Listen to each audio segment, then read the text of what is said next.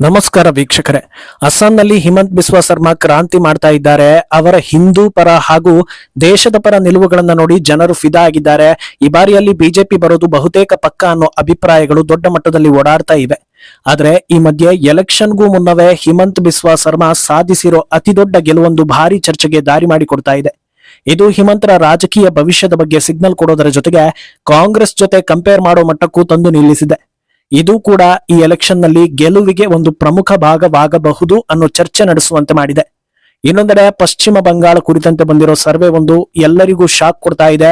ಬಂಗಾಳವನ್ನ Mamata clean sweep ಮಾಡ್ತಾರೆ ಅನ್ನೋದನ್ನ ಒಂದು ಸಂಸ್ಥೆ ಹೇಳ್ತಾ ಇದೆ. ಇದೆಲ್ಲವನ್ನ ಒನ್ ಬೈ ಒನ್ ವಿವರಿಸ್ತಾ ಹೋಗ್ತೀವಿ. ಈ ವಿಡಿಯೋವನ್ನ ತಪ್ಪದೆ ಕೊನೆ ತನಕ ನೋಡಿ. ಅದಕ್ಕೂ ಮುನ್ನ ಮೀಡಿಯಾ ಮಾನ್ಸ್ಟರ್ ಚಾನಲ್ ಅನ್ನ ತಪ್ಪದೆ ಸಬ್ಸ್ಕ್ರೈಬ್ ಮಾಡಿ. ಎಸ್, ರಾಜಕೀಯಕ್ಕೆ ಬರಬೇಕು, ದೊಡ್ಡ ಹುದ್ದೆಯಲ್ಲಿ ಕೂರಬೇಕು ಅಂತ ಆಸೆ ಇಟ್ಕೊಂಡವರ ಪೈಕಿ 75% ಜನರ ಉದ್ದೇಶ ದುಡ್ಡು ಮಾಡೋದು, ಆಸ್ತಿ ಪಾಸ್ತಿ ಮಾಡೋದು, ಸತ್ತ ಮೇಲೂ ಜನರು ತಮ್ಮನ್ನ ನೆನೆಯಬೇಕು ಅನ್ನೋ ಕಾರಣಕ್ಕೆ ಏನಾದ್ರೂ ಒಂದು ಮಾಡಿ ಹೋಗೋದು. ಇದು ಕಾಮನ್ ಆಗಿದೆ. ಇಂಥ ಉದ್ದೇಶದಿಂದಲೇ ಬಂದವರಿಗೂ ರಾಜಕೀಯದಲ್ಲಿ ಉಳಿದುಕೊಳ್ಳೋದಕ್ಕೆ ನಮ್ಮ ಜನರ ಬೆಂಬಲ ಇದ್ದೇ ಇದೆ. ಆದ್ರೆ ಅಚಾನಕ್ ಆಗಿ ಸಿಕ್ಕರೂ ಆ ಅಧಿಕಾರ ಉಳಿಯಬೇಕು ಅಂದ್ರೆ ಜನಪರ ಕೆಲಸ ಮಾಡ್ಲೇಬೇಕು. ಅದರಲ್ಲೂ ಈಗ ಜನರು ಬಹಳ ಹುಷಾರಾಗಿದ್ದು ಎಲ್ಲರನ್ನೂ ದುಡ್ಡಿಂದ ಕೊಂಡುಕೊಳ್ಳೋದಕ್ಕೆ ಆಗೋದಿಲ್ಲ. ಈ ಹೊತ್ತಲ್ಲಿ ಅಸ್ಸಾಂ ಸಿಎಂ ಹಿಮಂತ್ ಬಿಸ್ವಾ ಸರ್ಮಾ ಎಲ್ಲರ ಕಣ್ಣಿಗೆ ವಿಶೇಷವಾಗಿ ಕಾಣಿಸ್ತಾ ಇದ್ದಾರೆ. ಕೇವಲ ರಾಷ್ಟ್ರೀಯವಾದಿ ಹಾಗೂ ಹಿಂದೂವಾದಿ ಅನ್ನೋ ಕಾರಣಕ್ಕೆ ಮಾತ್ರವಲ್ಲದೆ ಪಕ್ಷದ ಒಳಗೆ ನಾಯಕರನ್ನ ಹಿಡಿದಿಟ್ಟುಕೊಳ್ಳೋ ಲೀಡರ್ಶಿಪ್ ಕ್ವಾಲಿಟಿಯನ್ನ ಜನರು ಗುರುತಿಸುವಂತಾಗಿದೆ. ಒಂದು ರಾಜ್ಯದ ಎಲೆಕ್ಷನ್ ಹೊತ್ತಲ್ಲಿ ಯಾವುದೇ ಪಕ್ಷ ಮುಂದಿದೆ ಅಥವಾ ಪ್ರಭಾವಿ ಅಂತ ಗುರುತಿಸಿಕೊಂಡ್ರು ಅಂತಿಮವಾಗಿ ರಿಸಲ್ಟ್ ನಲ್ಲಿ ಏನಾಗುತ್ತೆ ನೋಡೋಣ, ಎದುರಾಳಿಗಳು ಎಷ್ಟು ಪವರ್ಫುಲ್ ಆಗಿದ್ದಾರೆ ಅನ್ನೋ ಒಂದು ಕುತೂಹಲ ಇದ್ದೇ ಇರುತ್ತೆ. ಆದ್ರೆ ಅಸ್ಸಾಂನಲ್ಲಿ ಆ ನಿರೀಕ್ಷೆಯೂ ಕೂಡ ಇಲ್ಲದಂತಾಗಿದೆ. ಯಾಕಂದ್ರೆ ಯಾವುದೇ ಪಕ್ಷ ಆದ್ರೂ ಎಲೆಕ್ಷನ್ ಹೊತ್ತಲ್ಲಿ ಟಿಕೆಟ್ ಹಂಚಿಕೆ ಟೈಮ್ ನಲ್ಲಿ ಒಂದಷ್ಟು ಅಸಮಾಧಾನಗಳು ಭುಗಿಲೆದ್ದು ಸಣ್ಣ ಪುಟ್ಟ ಮಟ್ಟದಲ್ಲಾದ್ರೂ ಡ್ಯಾಮೇಜ್ ಮಾಡೋ ವಾತಾವರಣ ನಿರ್ಮಾಣ ಆಗಿಬಿಡುತ್ತೆ. ಕೊನೆಗೂ ಅದನ್ನ ಹೇಗೆ ನಿರ್ವಹಿಸ್ತಾರೆ, ಅದರಿಂದ ಎಷ್ಟು ವೋಟ್ ಮೈನಸ್ ಆಗ್ಬೋದು ಅನ್ನೋ ರೀತಿಯ ಸುದ್ದಿಗಳಿಗೆ ಅದು ದಾರಿ ಮಾಡಿಕೊಡುತ್ತೆ. ಆದ್ರೆ ಈ ಬಾರಿ ಅಸ್ಸಾಂ ಬಿಜೆಪಿಯಲ್ಲಿ ಅಂತ ಸುದ್ದಿಗಳೇ ಬಾರದಂತಾಗಿದೆ. ಈ ಸಲ ಸುಮಾರು 19 ಶಾಸಕರು ಹಾಗೂ 2 ಹಾಲಿ ಮಿನಿಸ್ಟರ್ಗಳಿಗೆ ಪಕ್ಷ ಟಿಕೆಟ್ ನಿರಾಕರಿಸಿದೆ. ಬದಲಿ ಆಯ್ಕೆಯನ್ನ ಘೋಷಣೆ ಮಾಡಿದೆ. ಆದ್ರೂ ಕೂಡ ಅಸಮಾಧಾನಗಳು ಬಹಿರಂಗ ಆಗಿ ರಂಪಾಟ ಆಗ್ತಾ ಇಲ್ಲ. ಇದು ಹಿಮಂತ್ ಬಿಸ್ವಾರ ಲೀಡರ್ಶಿಪ್ ಅನ್ನ ಶ್ಲಾಘಿಸುವಂತೆ ಮಾಡಿಕೊಟ್ಟಿದೆ. ಒಬ್ಬ ಶಾಸಕ ಅಥವಾ ಸಚಿವ ರೆಬೆಲ್ ಆಗ್ತಾನೆ ಅಥವಾ ಆಗ್ತಾ ಇದ್ದಾನೆ ಅಂದಾಕ್ಷಣ ಅದು ಬೇರೆ ಬೇರೆ ದೃಷ್ಟಿಕೋನಗಳಿಂದ ನೋಡಬೇಕಾದ ವಿಚಾರ ಆಗಿರುತ್ತೆ.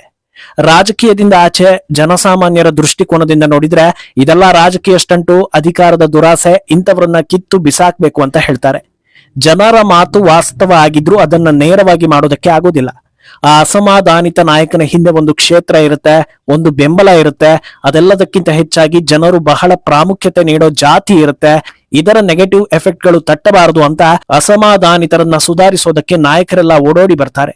ಆದ್ರೆ ಅಸ್ಸಾಂನಲ್ಲಿ ಇದ್ಯಾವುದೂ ಆಗದಂತೆ ಮುನ್ನೆಚ್ಚರಿಕೆ ವಹಿಸಿ ಎಲ್ಲರನ್ನೂ ಗಮನದಲ್ಲಿ ಇಟ್ಕೊಂಡು ಎಲ್ಲರನ್ನೂ ಸಂಪರ್ಕಿಸಿ ಎಲ್ಲಾ ನಾಯಕರನ್ನು ತಕ್ಕ ಮಟ್ಟಿಗೆ ಕನ್ವಿನ್ಸ್ ಮಾಡಿ ಒಂದು ಒಮ್ಮತಕ್ಕೆ ಬಂದಿದ್ದಾರೆ ಅಂದ್ರೆ ಹಿಮಂತ್ ನಾಯಕತ್ವ ಎಷ್ಟು ಗಟ್ಟಿಯಾಗಿದೆ ಅನ್ನೋದನ್ನ ತೋರಿಸುತ್ತೆ ಅಂತ ಚರ್ಚೆಗಳು ನಡೀತಾ ಇದೆ. ಇನ್ನೊಂದು ದಿಕ್ಕಲ್ಲಿ ಅಸ್ಸಾಂ ಕಾಂಗ್ರೆಸ್ ಕಡೆ ನೋಡಿದ್ರೆ ಇದಕ್ಕೆ ತದ್ವಿರುದ್ಧವಾದ ಪರಿಸ್ಥಿತಿ ಇರೋದು ಕೂಡ ಬಿಜೆಪಿ ಅಸ್ಸಾಂನಲ್ಲಿ ಗೆಲ್ಲಬಹುದು ಅನ್ನೋ ಮಾತಿಗೆ ಪುಷ್ಟಿ ಕೊಡ್ತಾ ಇದೆ. ಅಸ್ಸಾಂ ಕಾಂಗ್ರೆಸ್ಗೆ ಗೌರವ್ ಗೊಗೊಯ್ರನ್ನ ನಾಯಕ ಮಾಡಿದ್ರು ಅವರ ಕೈಯಲ್ಲಿ ಆಂತರಿಕ ವಿಚಾರಗಳನ್ನ ಕಂಟ್ರೋಲ್ ಮಾಡೋದಕ್ಕೆ ಸಾಧ್ಯವಾಗ್ತಾ ಇಲ್ಲ ಅನ್ನೋದು ಪದೇ ಪದೇ ಸಾಬೀತಾಗ್ತಾ ಇದೆ. ಅಸ್ಸಾಂನಲ್ಲಿ ಕಾಂಗ್ರೆಸ್ ಗೆದ್ರೆ ಗೌರವ್ ಗೊಗೊಯ್ ಸಿಎಂ ಆಗ್ತಾರೆ ಅನ್ನೋದ್ರಲ್ಲಿ ಡೌಟೇ ಇಲ್ಲ. ಪಾಕ್ ಲಿಂಕ್ ಹೊಂದಿರೋ ಆರೋಪ ಹೊತ್ತಿರೋ ಗೊಗೊಯ್ಗೆ ಅವರ ಪಕ್ಷದಲ್ಲಿ ದೊಡ್ಡ ಹುದ್ದೆ ಹಿಡಿಯೋ ಎಲ್ಲಾ ಲಕ್ಷಣಗಳಿವೆ ಅನ್ನೋದನ್ನ ಜನರು ಹೇಳ್ತಾ ಇದ್ದಾರೆ. ಆದ್ರೆ ಗೆಲ್ಲೋದಕ್ಕೆ ಮುಂಚೆ ಉಳಿದ ನಾಯಕರನ್ನ ಗೆಲ್ಲಿಸಬೇಕು, ಅವರ ಬೆಂಬಲ ಬೇಕು. ಈ ವಿಚಾರದಲ್ಲಿ ಗೊಗೊಯ್ ಸಾಧನೆ ಶೂನ್ಯ ಎನ್ನಿಸ್ಕೊಳ್ತಾ ಇದೆ. ಎಲೆಕ್ಷನ್ ಹೊತ್ತಲ್ಲಿ ಪ್ರಮುಖ ನಾಯಕರು, ಅದರಲ್ಲೂ ಸಿಟ್ಟಿಂಗ್ ಎಂಪಿ ಕೂಡ ಕಾಂಗ್ರೆಸ್ಗೆ ಟಾಟಾ ಮಾಡಿ ಬಿಸ್ವಾ ಸಮ್ಮುಖದಲ್ಲಿ ಬಿಜೆಪಿ ಸೇರ್ಪಡೆ ಆದ್ರು. ಅಲ್ಲಿಗೆ ಕಾಂಗ್ರೆಸ್ ಒಳಗೂ ಬಿಸ್ವಾ ಪ್ರಭಾವ ಇದೆ ಅನ್ನೋದು ಪರೋಕ್ಷವಾಗಿ ಸಾಬೀತಾದಂತಾಯ್ತು. ಇನ್ನೂ ದುರಂತದ ವಿಷಯ ಅಂದ್ರೆ ಕಾಂಗ್ರೆಸ್ ಕೇವಲ ಮುಸ್ಲಿಂ ಸಮುದಾಯವನ್ನ ಮಾತ್ರ ಪರಿಗಣಿಸುತ್ತೆ, ಅವರಿಗಾಗಿ ಮಾತ್ರ ಕೆಲಸ ಮಾಡುವುದು ಅನ್ನೋದು ಈಗ ಜಗಜ್ಜಾಹೀರಾಗಿದೆ. ಹಿಂದಿನ ವರ್ಷ ಇದೇ ಗೌರವ್ ಗೊಗೊಯ್ ಹಾಗೂ ಇನ್ನಿತರೆ ಪ್ರಮುಖ ನಾಯಕರು ತಾವು ಯಾವ ಮಟ್ಟದಲ್ಲಿ ಓಲೈಕೆ ಮಾಡ್ತಾರೆ, ಎಷ್ಟು ಸೆಕ್ಯುಲರ್ ಅನ್ನೋದನ್ನ ತೋರಿಸ್ಕೊಳ್ಳೋದಕ್ಕೆ ಈದ್ ನಲ್ಲಿ ಭಾಗಿಯಾಗಿದ್ರು, ನಮಾಜ್ ಮಾಡಿದ್ರು, ಬಹಳ ಆಕ್ಟಿವ್ ಆಗಿ ಓಲೈಕೆ ಮಾಡಿದ್ರು. ಆದ್ರೆ ಈ ಬಾರಿ ಅದ್ಯಾವುದೂ ಇಲ್ಲ.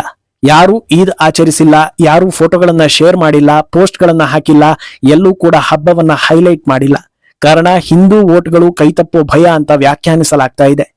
ಈ ಬಾರಿ ಅಸ್ಸಾಂನಲ್ಲಿ ಹಿಂದೂಗಳು ಒಗ್ಗಟ್ಟು ಪ್ರದರ್ಶನ ಮಾಡೋ ಸಾಧ್ಯತೆ ಇದ್ದು ಕೇವಲ ಮುಸ್ಲಿಂ ವೋಟ್ಗಳಿಂದ ಗೆಲ್ಲೋದು ಕಷ್ಟ. ಇನ್ನೊಂದು ಕಡೆ ಮುಸ್ಲಿಂ ಪಾರ್ಟಿಗಳು ಅವರ ಸಮುದಾಯದ ವೋಟ್ಗಳನ್ನ ಹಿಡಿದಿಟ್ಟುಕೊಳ್ತಾರೆ. ಅಲ್ಲಿಗೆ ಕಾಂಗ್ರೆಸ್ ಕತೆ ಏನು ಅನ್ನೋ ಚರ್ಚೆ ಹುಟ್ಟಿದೆ. ಅಂದಹಾಗೆ ಹಿಮಂತ್ ಬಿಸ್ವಾರ ನಾಯಕತ್ವದ ಬೆನ್ನಲ್ಲೇ ಉತ್ತರ ಭಾರತದಲ್ಲಿರೋ ಬಿಜೆಪಿ ರಾಜ್ಯಗಳಲ್ಲಿ ಕೂಡ ಇದೇ ಶಿಸ್ತು ಮೇಂಟೈನ್ ಆಗಿತ್ತು ಅನ್ನೋದು ಕೂಡ ಈಗ ಮುನ್ನೆಲೆಗೆ ಬಂದು ಬಿಜೆಪಿಗೆ ಪ್ಲಸ್ ಪಾಯಿಂಟ್ ಆಗ್ತಾ ಇದೆ. ಹರಿಯಾಣ ಆಗ್ಲಿ, ಬಿಹಾರ ಅಥವಾ ಮಹಾರಾಷ್ಟ್ರದಲ್ಲೂ ಪಕ್ಷದ ಒಳಗಿನ ಆಂತರಿಕ ಬೆಳವಣಿಗೆಗಳನ್ನ ಟಾಪ್ ಲೀಡರ್ಶಿಪ್ ಬಹಳ ಚೆನ್ನಾಗಿ ಕಂಟ್ರೋಲ್ ಮಾಡಿತ್ತು. ಟಿಕೆಟ್ ಹಂಚಿಕೆಯಿಂದ ಎಲೆಕ್ಷನ್ ಮುಗಿಯೋ ತನಕ ಯಾವುದೇ ಅಸಮಾಧಾನಗಳನ್ನ ಬೀದಿಗೆ ಬರೋದಕ್ಕೆ ಬಿಟ್ಟಿರಲಿಲ್ಲ. ಆದ್ರೆ ಇನ್ನೊಂದು ದಿಕ್ಕಲ್ಲಿ ಬಿಹಾರ ಹಾಗೂ ಮಹಾರಾಷ್ಟ್ರದಲ್ಲಿ ಎದುರಾಳಿ ಮೈತ್ರಿಕೂಟಗಳು ಔಟ್ ಆಫ್ ಕಂಟ್ರೋಲ್ ಆಗಿಬಿಟ್ಟಿದ್ವು. ಒಂದು ಕಡೆ ಬಿಹಾರದಲ್ಲಿ ಕಾಂಗ್ರೆಸ್ ನಾಯಕರು ಹೈಕಮಾಂಡ್ ಮಾತಿಗೆ ಬೆಲೆ ಕೊಡದೆ ಗಲಾಟೆ ಮಾಡಿದ್ರು. ಟಿಕೆಟ್ಗಾಗಿ ರಂಪ ನಡೆಯಿತು. ಮಿತ್ರ ಪಕ್ಷಗಳ ಅಭ್ಯರ್ಥಿಗಳು ನಿಂತ ಕಡೆಯಲ್ಲೇ ಕ್ಯಾಂಡಿಡೇಟ್ ಹಾಕಿ ಎನ್ಡಿಎಗೆ ಇನ್ನೂ ಸುಲಭ ಮಾಡಿಕೊಟ್ರು. ಅಂದುಕೊಂಡಂತೆಯೇ ಸೋಲಾದ ಬಳಿಕ ಮತ್ತೆ ವೋಟ್ ಚೋರಿ ಅನ್ನೋ ಆರೋಪ ಮಾಡಿ ಬೆತ್ತಲಾದ್ರು. ಈಗ ಅಸ್ಸಾಂನಲ್ಲೂ ಕೂಡ ಅಂಥದ್ದೇ ಚಿತ್ರಣ ಕಾಣಿಸ್ತಾ ಇದೆ. ಇನ್ನು ಇತ್ತ ಬಂಗಾಳದ ಕಡೆಗೆ ನೋಡಿದ್ರೆ ಎಲೆಕ್ಷನ್ ಅಖಾಡ ಇನ್ನೂ ರಣಾಂಗಣವಾಗ್ತಾ ಇದೆ.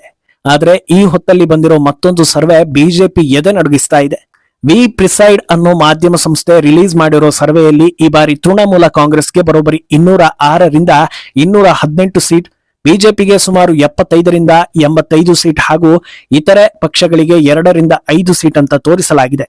ಅರ್ಥಾತ್ ಈ ಹಿಂದಿನ ಎಲೆಕ್ಷನ್ ನಲ್ಲಿ ಯಾವ ರೀತಿ ರಿಸಲ್ಟ್ ಬಂದಿತ್ತೋ ಅದನ್ನೇ ಯಥಾವತ್ ಈ ಸಲಕ್ಕೂ ಇಳಿಸಿರುವಂತೆ ಕಾಣಿಸ್ತಾ ಇದೆ. ಆದ್ರೆ ಇದು ಸಾಧ್ಯನಾ ಅಂತ ಯೋಚಿಸ್ತಾ ಹೋದ್ರೆ ಖಂಡಿತ ಇಲ್ಲ ಅನ್ನೋ ರೀತಿಯ ವಿಚಾರಗಳೇ ಬರ್ತಾ ಇದೆ. ಯಾಕಂದ್ರೆ ಹಿಂದಿನ ಎಲೆಕ್ಷನ್ ನಿಂದ ಈಗಿನ ಎಲೆಕ್ಷನ್ ನಡುವೆ ಸಂದೇಶಕಾಳಿ ಪ್ರಕರಣ ನಡೆದಿದೆ. ಆರ್ಜಿಕರ್ ಕಾಲೇಜ್ ಕೇಸ್ನಲ್ಲಿ ದುಷ್ಕರ್ಮಿಗಳನ್ನ ದೀದಿ ಬಚಾವ್ ಮಾಡಿರೋ ಆರೋಪ ದೊಡ್ಡ ಮಟ್ಟದಲ್ಲಿದೆ. ಕಾನೂನು ಕಾಲೇಜ್ ಒಳಗೆ ವಿದ್ಯಾರ್ಥಿನಿ ಮೇಲೆ ಟಿಎಂಸಿ ನಾಯಕನಿಂದ ಗ್ಯಾಂಗ್ ರೇಪ್ ನಡೆದ ಪ್ರಕರಣ ಇದೆ. ಬಂಗಾಳದ ಆರ್ಥಿಕತೆ ಹಿಂದೆಂದಿಗಿಂತ ಕುಸಿದು ಹೋಗಿರೋದು ಜಗಜ್ಜಾಹೀರಾಗಿದೆ. ಹಿಂದೂಗಳ ಮೇಲಿನ ಹಲ್ಲೆ, ನರಮೇಧಗಳು ನಡೆದಿವೆ. ಮಮತಾ ಗೆಲುವಲ್ಲಿ ಪ್ರಮುಖ ಪಾತ್ರವನ್ನು ವಹಿಸ್ತಾ ಇದ್ದ ಮುಸ್ಲಿಮರ ವೋಟ್ಗಳು ಸ್ಪ್ಲಿಟ್ ಆಗಿವೆ. ಹುಮಾಯೂನ್ ಪಕ್ಷಕ್ಕೆ ಮುಸ್ಲಿಮರ ಅತಿ ದೊಡ್ಡ ಬೆಂಬಲ ಸಿಕ್ಕಿದೆ. ಈಗ ಓವೈಸಿ ಕೂಡ ತಮ್ಮ ಬೆಂಬಲ ಹುಮಾಯೂನ್ಗೆ ಅಂತ ಹೇಳೋ ಮೂಲಕ ಮಮತಾ ಟೆನ್ಷನ್ ಹೆಚ್ಚಿಸಿದ್ದಾರೆ. ಸುಮಾರು 74 ಹಾಲಿ ಶಾಸಕರಿಗೆ ಟಿಕೆಟ್ ಮಿಸ್ ಆಗಿರೋದು ಅಸಮಾಧಾನವನ್ನ ಸೃಷ್ಟಿಸಿದೆ.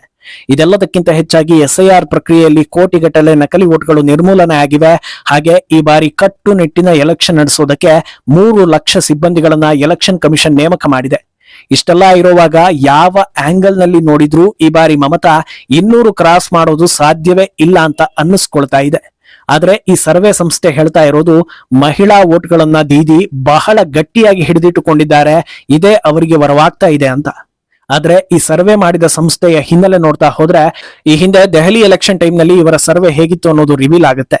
ಭಾಗಶಃ ಎಲ್ಲಾ ಸರ್ವೆಗಳು ದೆಹಲಿಯಲ್ಲಿ ಬಿಜೆಪಿ ಬರೋದು ಶತಸಿದ್ಧ, 50 ಸೀಟ್ ಆಸುಪಾಸಲ್ಲಿ ಬಿಜೆಪಿ ಗೆಲ್ಲಬಹುದು ಅನ್ನೋದನ್ನ ಹೇಳಿದ್ರೆ ಈ ಸಂಸ್ಥೆ ಮಾತ್ರ ಆಮ್ ಆದ್ಮಿ 45ರಿಂದ 52 ಸೀಟ್ ಗೆಲ್ಲುತ್ತೆ ಅಂತ ಹೇಳಿತು. ಆದ್ರೆ ಅಂತಿಮವಾಗಿ ಏನಾಯ್ತು ಅನ್ನೋದನ್ನ ನೀವೇ ನೋಡಿದ್ರಿ. ಆದ್ರಿಂದ ಕೆಲವೊಂದು ಸರ್ವೆಗಳು ವಾಸ್ತವಕ್ಕಿಂತ ಹೆಚ್ಚಾಗಿ ಒಂದು ಪಕ್ಷಕ್ಕೆ ಧೈರ್ಯ ಹೇಳೋ ರೀತಿಯಲ್ಲಿ ಬರ್ತಾ ಇವೆ ಅನ್ನೋದು ಕೂಡ ಕ್ಲಿಯರ್ ಆಗ್ತಾ ಇದೆ. ಮುಂದೇನಾಗುತ್ತೆ ಅನ್ನೋದನ್ನ ಕಾದು ನೋಡ್ಬೇಕು. ಈ ಬಗ್ಗೆ ನಿಮ್ಮ ಅಭಿಪ್ರಾಯವನ್ನ ತಪ್ಪದೆ ಕಮೆಂಟ್ ಮೂಲಕ ತಿಳಿಸಿ.